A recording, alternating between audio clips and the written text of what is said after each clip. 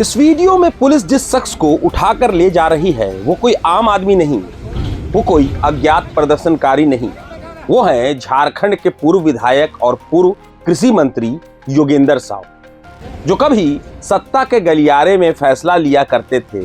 आज वही नेता बीच सड़क धरने से पुलिस के बल द्वारा हटाए जा रहे हैं। तारीख 2 जनवरी 2026 शुक्रवार, जगह किरडारी चट्टी बरियातू कोल माइंस इलाका, जहां जोरदाग के मुंडा टोली से लबनिया मोड़ तक जाने वाली करीब 2 किलोमीटर लंबी कोयला ट्रांसपोर्टिंग सड़क अचानक जंग का मैदान बन गई। अब समझिए पूरा मामला क्या है। 1 जनवरी की रात जब पूरा इलाका सो रहा था, तभी इस सड़क के बीचों बीच करीब 20 फीट लंबी और 4 फीट ऊंची ईंट और मिट्टी की एक दीवार खड़ी कर दी गई।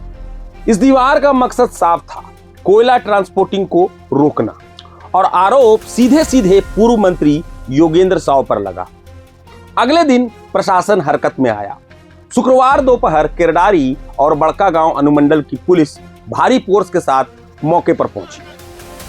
मौके पर मौजूद थे सीओ राम रतन कुमार वर्णवाल, मजिस्ट्रेट के तौर पर जेई दिलीप दास और कई वरीय अधिकारी। और धरने पर बैठे योगेंद्र साव को पुलिस ने जबरन सड़क से हटाया और उसी दीवार को मशीन से तोड़ दिया जिसने कोयला ढुलाई रोक रखी थी।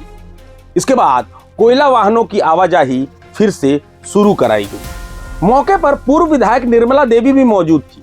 इस पूरे घटनाक्रम के दौरान पूर्व विधायक निर्मला देवी योगेंद्र साव के साथ धरने पर बैठी हुई नजर आई। स्थिति की गंभीरता को देखते हुए प्रशासन ने पहले ही पूरे माइंस क्षेत्र में धारा 144 लागू कर रखी थी।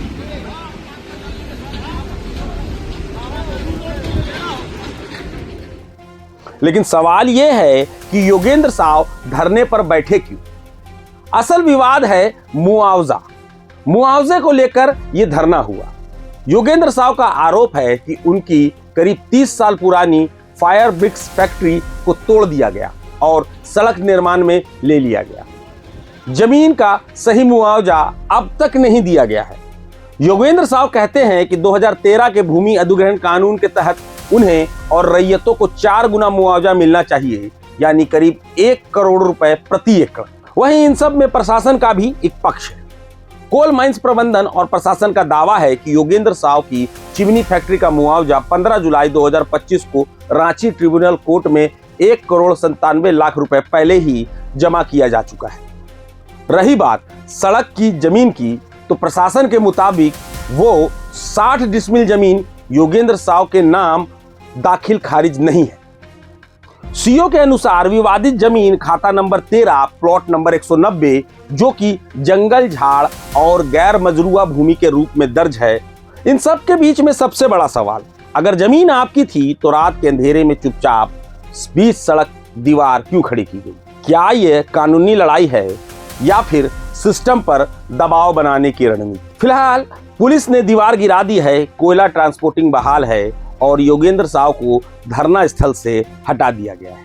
लेकिन सवाल अब भी खड़ा है, क्या यह सिर्फ मुआवजे की लड़ाई है या फिर सत्ता, सिस्टम और जमीन के टकराव की एक और कहानी?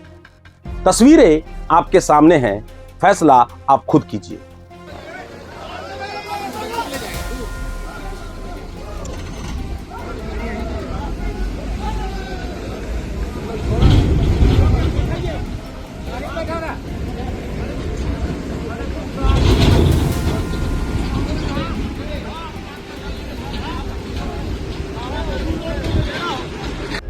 प्रभातखबर.com, विश्वास वही, रफ्तार नहीं।